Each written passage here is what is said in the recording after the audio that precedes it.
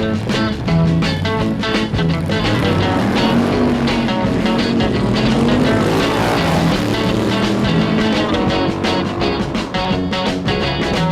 up my engine for it's time to go. Yeah, to the hot rod show. Got a nasty sounding caddy sitting under the hood. Hope the judges don't say no. Come on and bring your deuces and your roadsters too. Yeah, to the hot rod show. But I'll win the trophy, it was meant for me. Yeah, come on, let's go. Bring your rods, yeah, let's go. Can't you see that it's time for the hot rod show? For your sake, don't be late. Everybody's coming and they're bringing their dates. My car's got a rake in front, Corinth so fine. Yeah, Lakers on the side. I keep praying that I'll have a chance, for this is the first time I tried. I'm Howard Fredericks, and I'm here today at Park Ridge Car Show 2019 with Manny and Jenny. Yes. And Manny and Jenny, where are you guys from? We're from Little Forest, New Jersey. Okay, great. And is this the first time you've been to a car show here in Park Ridge? I think it's the first time. No, we went another one. Adrian? Adrian. We did Adrian before, and this is our second one this time. Okay, so this is the first time you've been to the official Park Ridge. Official, yes. Right, and the other one is the Atrium's car show that they do as well. Yeah. Okay, great. So tell us a little bit about your car. Well, what year is it? This is a 1965 Mustang, and we got it out for 5 years. We bought it out in Florida. We had a ship over here, and it's our baby. I dreamed of this car since I was 17, and it took me quite a few years to save up, but I bought it, and I'm enjoying every moment of it. Great. And what kind of work have you put into the car since you got the car? Basic maintenance, nothing big or anything like that, because it was already done for us. We bought it like this, in this kind of shape. We've done some small little jobs here and there, but nothing major. Great. Nothing major. Terrific. Yeah. And so I know it's been pretty quiet so far here already. We've had a little bit of rain this morning, but we're looking like it's starting to kick off into more of a real show today. Are you excited about being here? Oh yeah, definitely. It's the first time we come here, and we're hoping that we get more cars in here and have a little bit of competition. Yeah. So have you entered the competition officially? Oh, not yet. We're going to go and sign up as soon as we finish here with you. Great. Well, I wish you both the best of luck today. Thank you so much, and thank you for interviewing us today. Yeah, thank you for being here today with us on Park Ridge Television. What a beautiful car you have, and thank you for your time today. Thank you so much. And all the best of luck to you both today. Thank you so much. If it's the last thing that I do, I gotta win this race. Gotta win this race. Gotta lap the field and really set the pace. Really set the pace. This inside lane is where I'm gonna stay. Where I'm gonna stay. Gonna grab the lead and really show the way. Really show the way. She loves me now, but she's gonna love me more.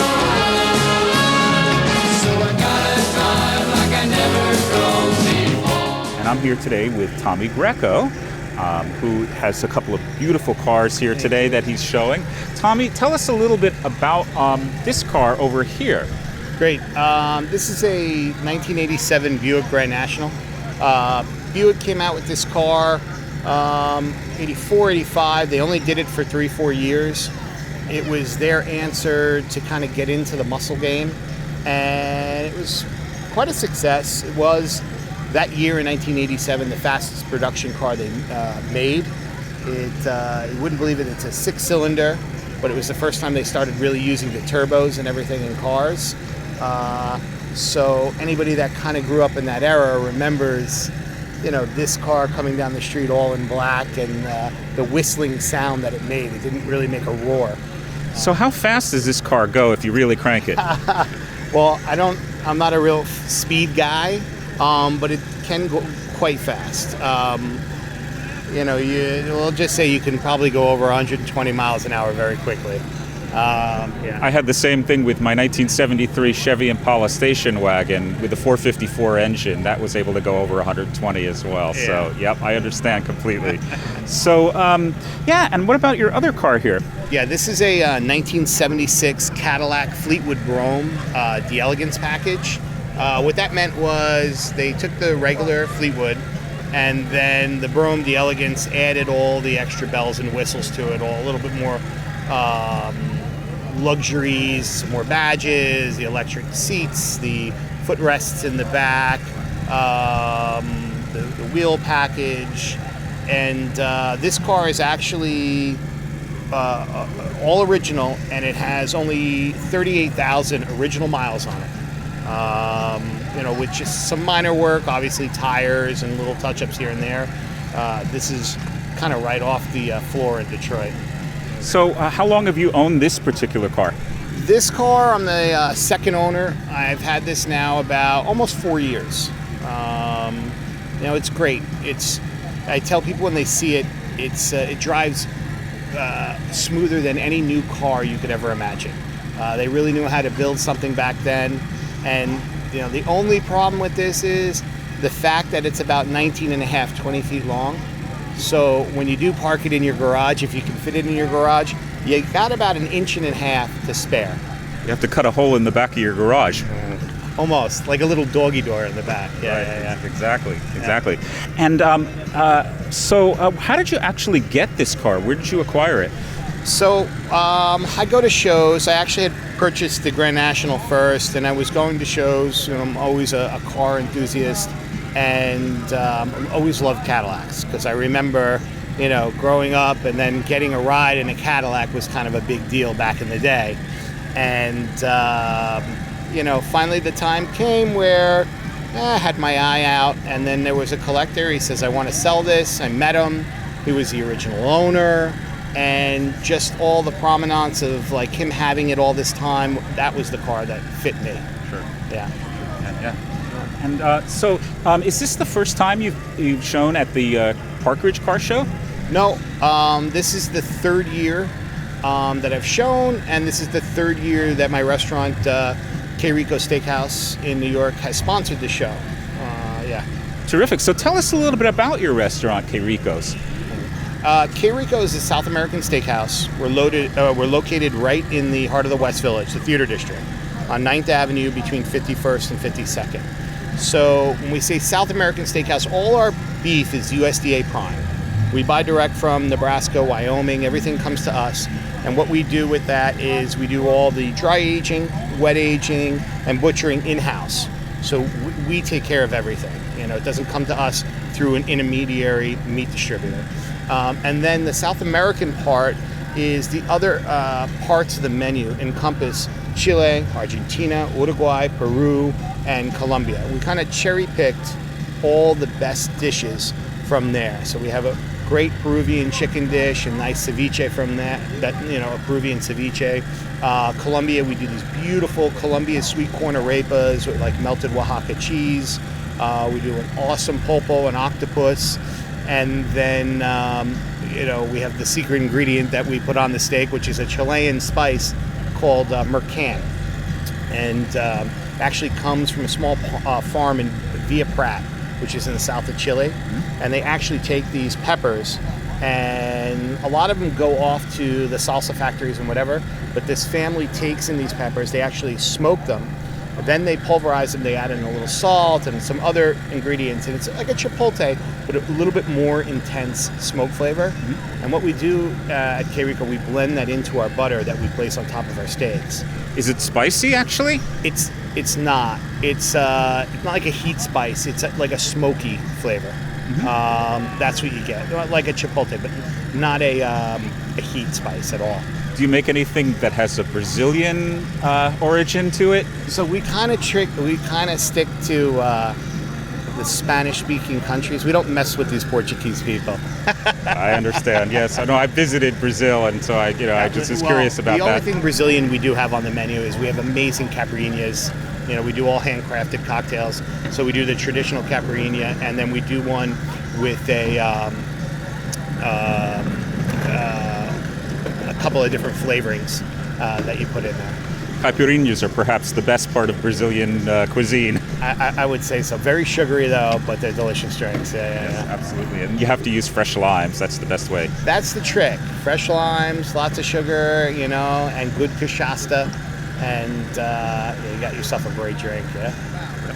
Okay, well, thank you so much for being with us today and talking with us, and for being here and for sponsoring this wonderful event. Yeah. It's a pleasure meeting you and hearing more about your steakhouse. And tell us one more time where you're located.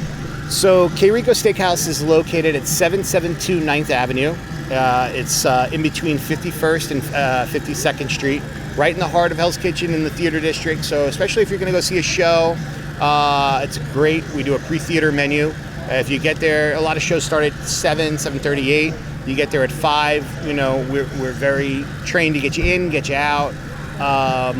And especially we're down the block from Wicked, and Jersey Boys is around the corner, and Dear Evan Hansen. So those are kind of some of the hot shows.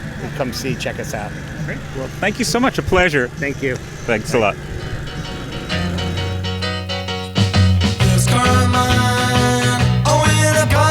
She was new, old and broke now, this car of mine.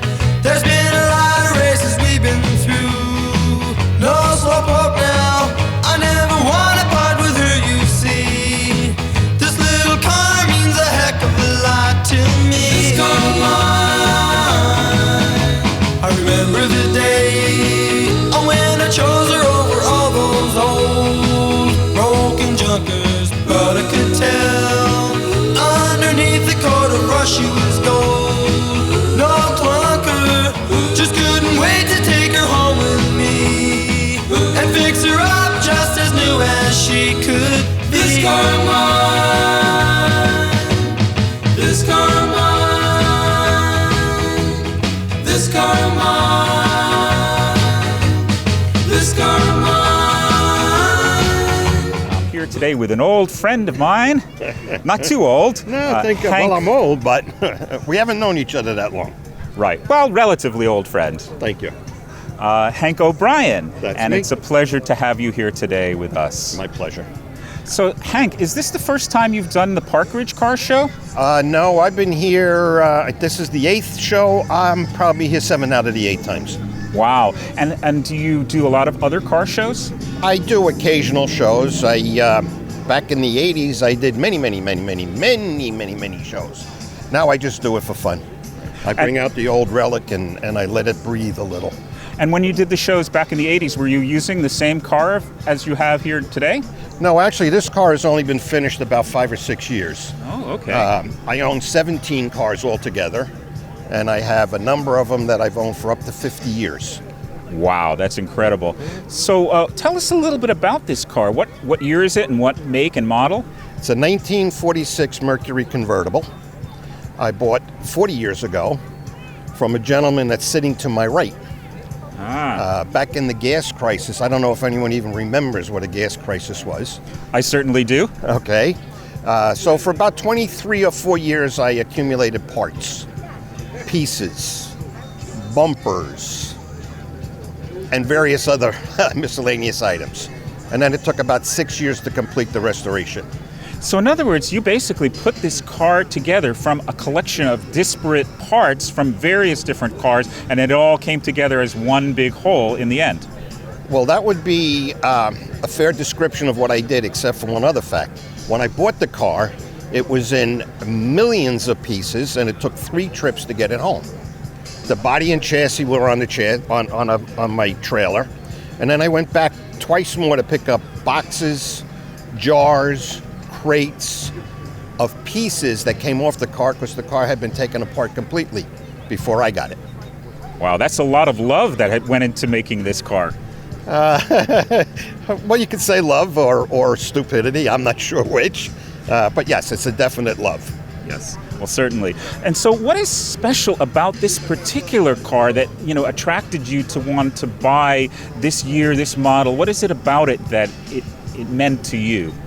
Well, interestingly enough, it's a 1946, like I said before, and I was born in 1946. Ah, the symbolic value of it. A kindred spirit, no less than. Is this car possibly related to you, a twin brother or sister? I wouldn't know about that. It all depends on what my father... never mind, we won't go down that road. Okay, all right. Well, thank you so much, Hank, for being with us today and My telling us a pleasure. little bit about our car. And we wish you all the best of luck today in the Thank you. competition. Hope Thank you you. win. And hope you'll be back here next year, again, showing one of your cars, maybe this car or maybe another one of your beautiful I'll cars. bring another one. Great. Okay, well, I thank look you. forward to seeing you then. Thank Pleasure. you. Pleasure. Pleasure. Pleasure. So I remember when we were driving in your car. Speed so fast I felt like I was drunk. City lights lay out before us, and your arm felt nice wrapped around my shoulder. And I had a feeling that I belonged. I had a feeling I could be someone, be someone, be someone. Good morning, this is John Johnson with PKRG-TV. We're here at the Park Ridge Car Show and interviewing some of the owners. This morning we're here with Bob Frey. Bob Frey. Bob's a beautiful car you have here. Well, thank you very much. What is it? It's a 1963 Crown Imperial convertible. It's been in the family for a long, long time. My mother drove it in 1963. My dad sold it at the end of 63. I found the car in 1990 in somebody's front yard with a for sale sign on it. And when I tell you there was nothing left of it, John, there was nothing left of the car. But my dad was a Chrysler dealer in Bergenfield, so Mom got a new car every year. I got a used car. It wasn't fair, but you know, what can I tell you? That's pretty amazing that you were able to find the car Yeah. so many years later. The guy lived in Tappan, New York, and I just happened to be driving through Tappan, and I spotted it on the front line, and I walked up to the guy, knocked on his door, and he says, I know you, you're Bob Frey, you're a Chrysler dealer in Bergenfield. I said, yeah, he says, that's your mother's car.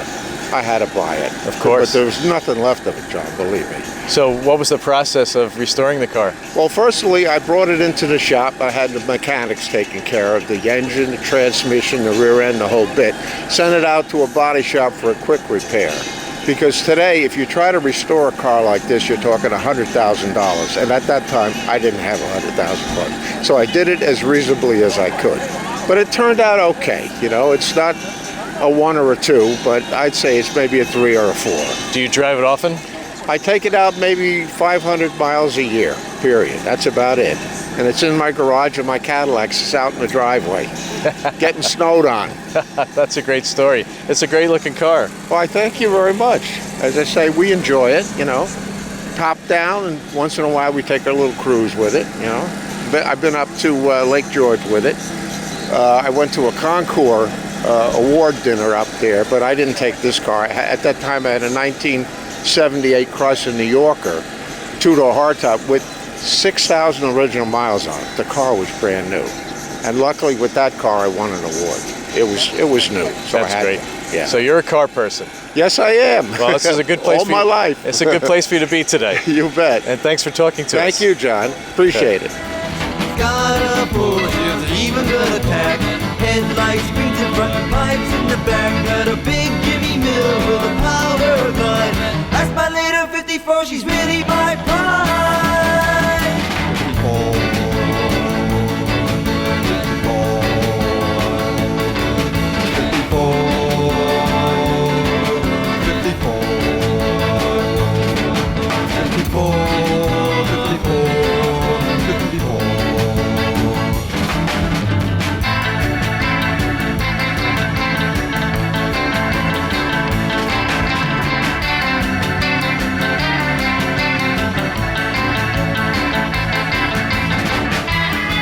Start with 1925 to 1950s. That's the category we're starting with.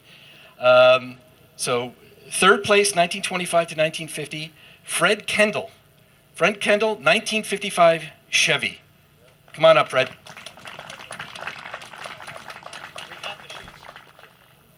Excellent. Congratulations. Okay. In second place, 1925 to 1950s, we have Gene Siami, 1955 Ford T-Bird. Gene, come on up. There you go. Awesome. And in first place, 1925 to 1950s, I like this, one name, Rory. Rory, 1912 Ford C-Cab. None? No, not necessarily? Okay. Okay, it's above a rat rod. Sorry, I apologize. Okay, we have in third place, the 1960 category, Bob Fry. Bob Frey, 1963 Chrysler Imperial. Way to go, Bob. In second place, 1960s, Alfred Petrillo, 1969 Pontiac Firebird. Alfred. She is too much. And in first place, 1960s, Santos and Arlene Vargas, 1968 Pontiac Firebird. Congrats. Thank you very much. Thank you. Okay, next category. Next category, the 1970s. Excellent. In third place, the 1970s, Mike Siaski. Mike Siaski, 1970 Chevelle. Way to go, Mike. Thank you. And in second place, 1970s, Glenn Lemire. 1971 Cutlass. And in first place, the 1970s, Tom Greco, Caddy Fleetwood, 1976 Fleetwood. Back down. All right, next category. Let me guess. The 1980s. Okay, so only 2 cars here in the 1980s. This will be second place, Bob Fitzsimmons, a 1989 Pontiac Firebird. Bob Fitzsimmons. Thank you, Bob. And in first place, the 1980s, Tommy Greco, 87 Buick. Tommy Greco.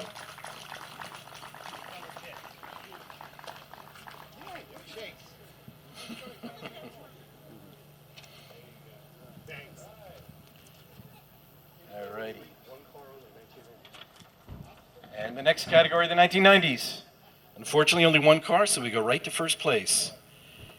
It's a 1995 Honda Prelude, which I absolutely love. I would love that car. Nico.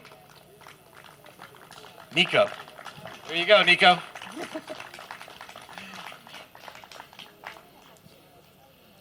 I would love to get that car and drive the living daylights out of it.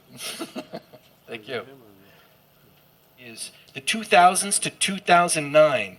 2 cars in this category, so it'll be second place and first place. In second place, Kathy Malouf. Kathy Malouf, 2004 Nissan 350Z. Parked right up front. Good spot. Thank you. And in first place, Patty Diavanzo, a 2002. You're welcome. Okay, next category. We got a winner here. First place in the 2010 to 2019 category, we have Glenn Graham. 2060 Cadillac.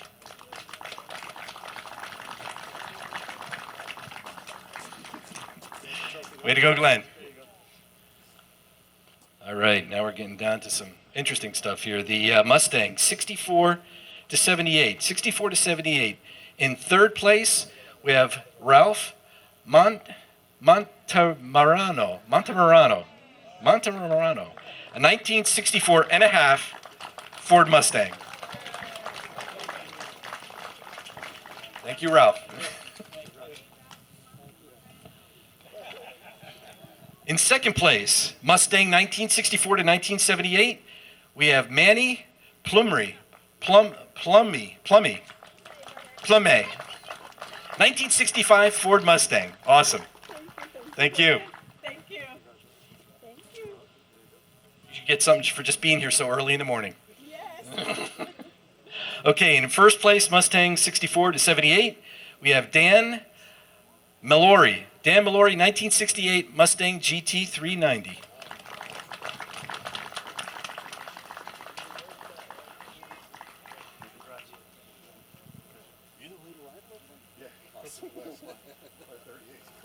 All right, next category.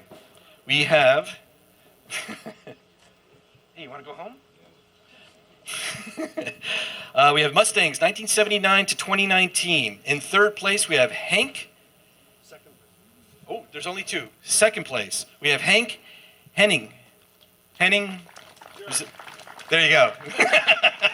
2007 Ford Mustang. Kelly, it's mommy. And in first place, Mustang 79 to 2019, we have Ted Zenvenet. 2006 Ford Mustang. Beautiful car. Beautiful car.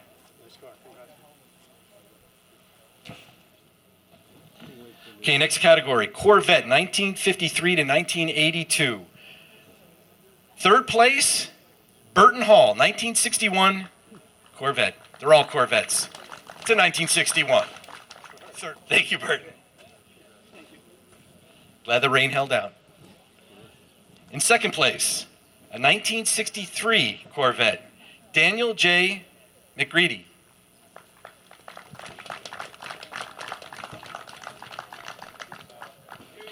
And in first place, Corvettes, 53 to 82, is a 1980 Corvette, Peter Ferraro.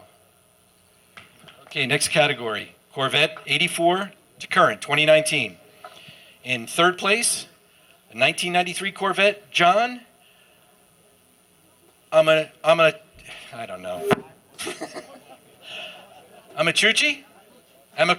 Hey, John Amacucci.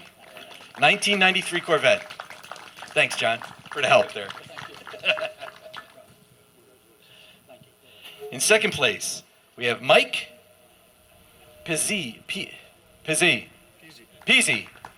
peasy. Mike Peasy. 1988 Corvette.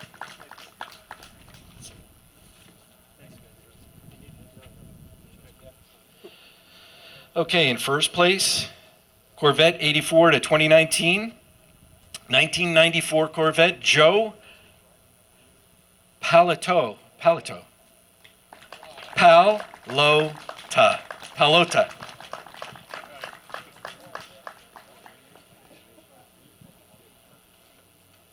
I love the truck. I love the trucks. Okay, this is the truck category. In second place, 1953 Ford F100. It's Burton Hall. One more time.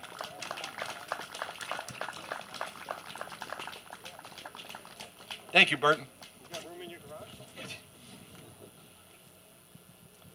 And in first place, truck category, is our 2015 Jeep, Charlie Stewart. Charlie should be right there. I'm the designated driver. You're the designated trophy getter.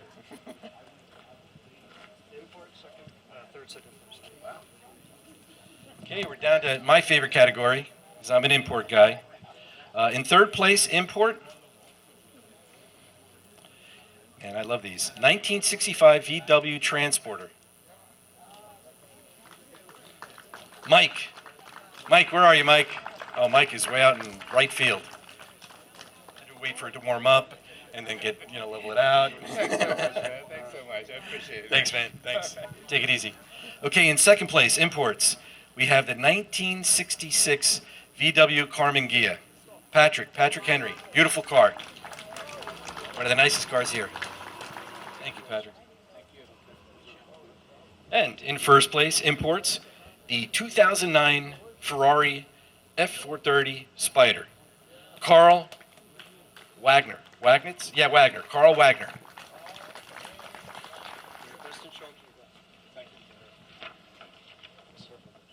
All right, to wrap it up, and this should be the favorite category because this is actually voted on by the people here, the people that actually registered their car, the car owners, the people that could appreciate everything that's going on here.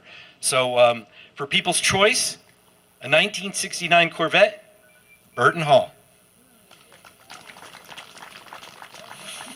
One more, Burton. Then you get to go home.